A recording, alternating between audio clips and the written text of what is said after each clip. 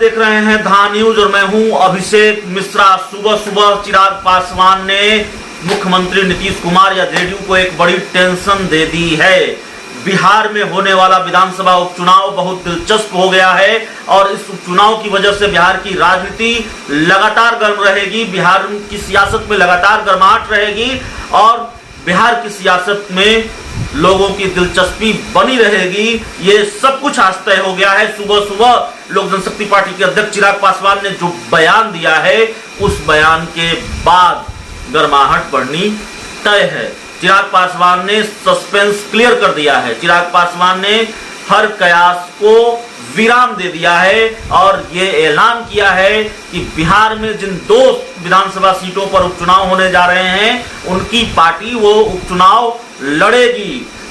उनकी पार्टी के उम्मीदवार उन उपचुनाव में खड़े होंगे इन 2 सीटों पर। और किन 2 विधानसभा की सीटों पर उपचुनाव होने हैं? मुंगेर की तारापुर सीट, पहली सीट जहां विधानसभा के उपचुनाव होने हैं। बिहार के पूर्व शिक्षा मंत्री मेवालाल चौधरी के निधन से यह सीट खाली हुई थी। और दूसरी सीट दरभंगा की कुशेश्वर स्थान सीट जहां जेडीयू विधायक शशिभूषण हजारी के निधन से यह सीट खाली हुई है। तो दोनों सीटों पर बिहार में विधानसभा के उपचुनाव होने हैं और इस उपचुनाव को लेकर बिहार का हर राजनीतिक दल एक्टिव मोड में नजर आ रहा है। बिहार में राजनीतिक सक्रियता बढ़ी हुई है और खासकर उन विधानसभा क्षेत्रों में जहां ये उपचुनाव होने हैं, यानी मुंगेर की तारापुर और कुशेश्वर स्थान में आरजेडी तैयारी में जुटी हुई है, जेडीयू तैयारी में जुटी हुई है एनडीए की तरफ से। और अब चिराग पासवान ने ऐलान कर दिया है, आज सुबह सुबह चिराग पासवान ने यह कहा है कि उनकी पार्टी बिहार में इन दोनों सीटों पर उपचुनाव लड़ेगी और न सिर्फ लड़ेगी बल्कि कार्यक्रम भी लगातार हो रहे हैं। उन इलाकों में, उन विधानसभा क्षेत्रों में बैठकें हो रही है पार्टी के नेताओं की और वो खुद भी जाएंगे। उनका कार्यक्रम भी बहुत जल्द तय होगा। चिराग पासवान ने यह भी कहा कि बस औपचारिक ऐलान बाकी है।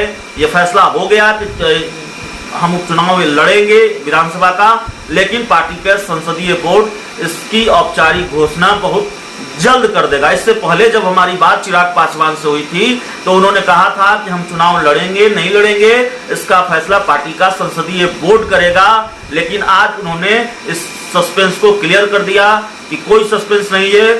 चिराग पासवान अपने उम्मीदवार कुशेश्वर स्थान और मुंगेर की तारापुर सीट पर होने वाले विधानसभा उपचुनाव में उतारेंगे।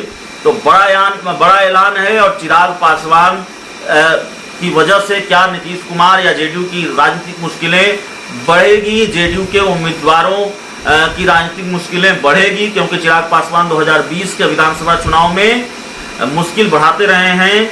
मुश्किल बढ़ाई नीतीश कुमार और उनकी पार्टी जेडीयू अगर 43 सीटों पर सिमट गई तो इसमें चिराग पासवान का बड़ा योगदान है।